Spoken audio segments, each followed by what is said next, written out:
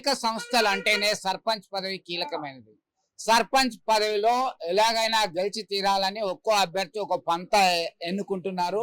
కరీంనగర్ జిల్లా మానకొండూరు మండలం చెంజర్ల గ్రామానికి చెందినటువంటి రాజేశ్వరి వినూత్నమైనటువంటి ప్రచారం చేస్తుంది. మరి ఏంటి అసలు ఇచ్చేటువంటి హామీలు ఏంటి? బాండ్ ఏకంగా ఒక 100 రూపాయల బాండే రాసినటువంటి పరిస్థితి మనం గమనిస్తున్నాం. రాజేశ్వరి మనతో ఉన్నారు. ఇప్పుడు ఏంటి మీరు ఏ గ్రామ పంచాయతీకి సంబంధించి అయినా గ్రామ ప్రజల్ని ఓట్లు అడుగుతారు, మాకు ఓటేయండి అంటారు. మీరేంటి వినూత్నంగా ఏమేమి హామీలు ఇస్తున్నారు? మీకు ఒక అగ్రెసివ్ గా పోతున్నట్టు ప్రచారంలో ఉంది.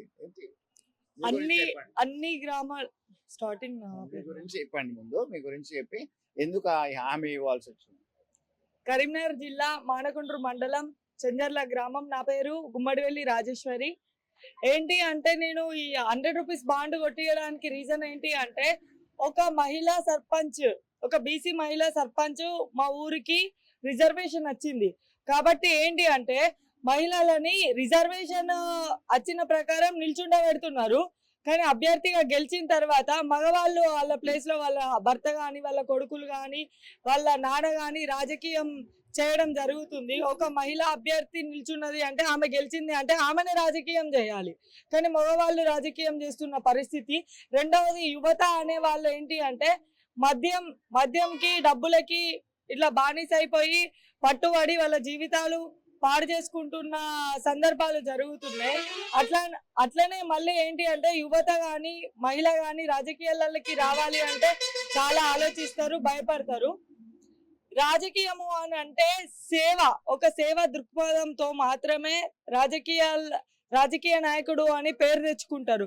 కానీ అట్లాంటి పేరుని మొత్తం ఇలాంటి రాజకీయ నాయకులు అందరూ కలిసి ఖరాబ్ చేస్తున్నారు. కాబట్టి నేను మళ్ళీ ఒకసారి గుర్తు చేద్దాము, ప్రజలలో కూడా కానీ యువతలో కానీ కొంచెం మార్పు చేద్దాము అనే ఉద్దేశంతో ఈ 100 రూపీస్ బాండ్ అనేది కొట్టించి హామీ ఇవ్వడం జరిగింది.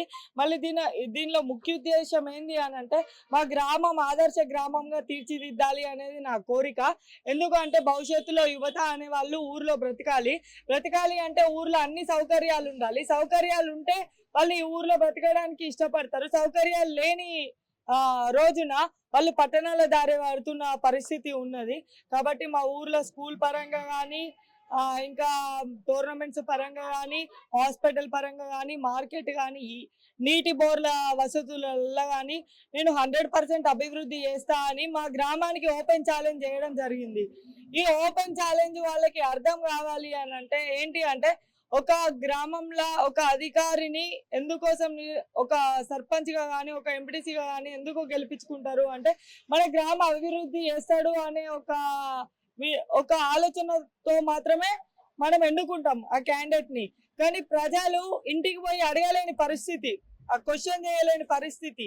కాబట్టి ఏంటిది అని అంటే, ఓటర్లకి కూడా ఒక ధైర్యం, ఒక అధికారం, ఒక నిలదీసే ఆలోచన రావాలి అనేది నా ఉద్దేశం.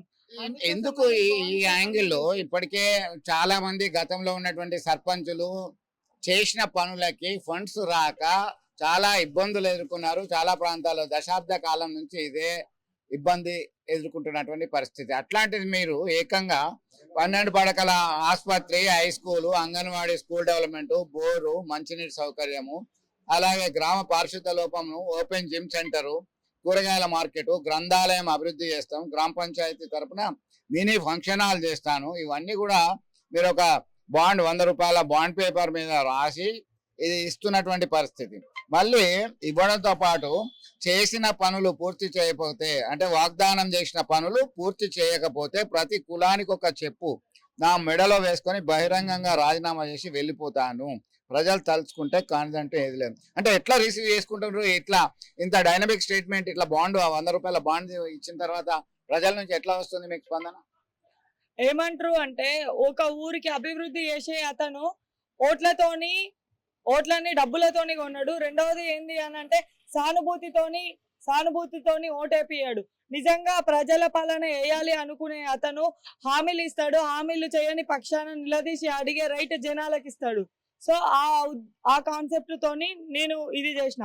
ఈ 12 పడకల ఆసుపత్రి అనేది ఇంతకు ముందుకి మా గ్రామానికి వచ్చి ఉండే, కాకపోతే ఏంటి అంటే మా వాళ్ళు రిసీవ్ చేసుకోలేదు. ఇప్పుడు మీరు ఇందాక గవర్నమెంట్ ఫండ్స్ అని అన్నారు, మాకు గవర్నమెంట్ ఫండ్స్ రానప్పటికీ కూడా మా చుట్టూ కంపెనీస్ ఉన్నాయి, మా గ్రామం చుట్టూ కంపెనీస్ ఉన్నాయి. మా కంపెనీస్ గవర్నమెంట్ చెప్పిన ట్యాక్సెస్ అట్లాంటివి మా గ్రామ పంచాయతీ కడుతుంది. నేనేమంటా అంటే మా గ్రామ పంచాయతీకి ట్యాక్సెస్ కట్టకండి, ఇదేదో మా ఊరు అభివృద్ధికి మీరు మాతో కలిసి మూవ్ ఆన్ అయ్యి మాకు హెల్ప్ చేయండి అనే ఒక కన్సల్ట్ అయ్యి అని చెప్పేసి నేను ఒక కాన్సెప్ట్ తోని ఈ డెసిషన్ తీసుకున్నా.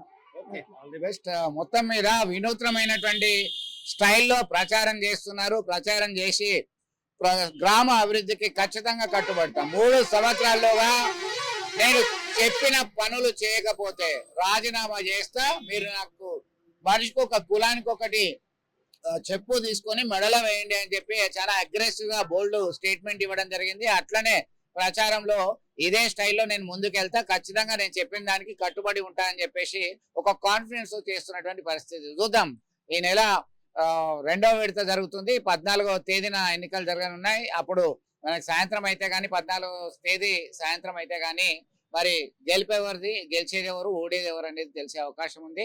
ఖచ్చితంగా ఉన్న వనరులను సద్వినియోగం చేసుకుంటూ నేను ఇచ్చిన హామీలను నేను నెరవేర్చడానికి సిద్ధంగా ఉన్నానంటే వారి మాటల్లోనే మనం విన్నాం. వీడియో జర్నలిస్ట్ సుమంత్తో కలిసి చంద్రశేఖర్, RTV, చెంజర్ల గ్రామం నుంచి. చరిత్ర సృష్టించినోడు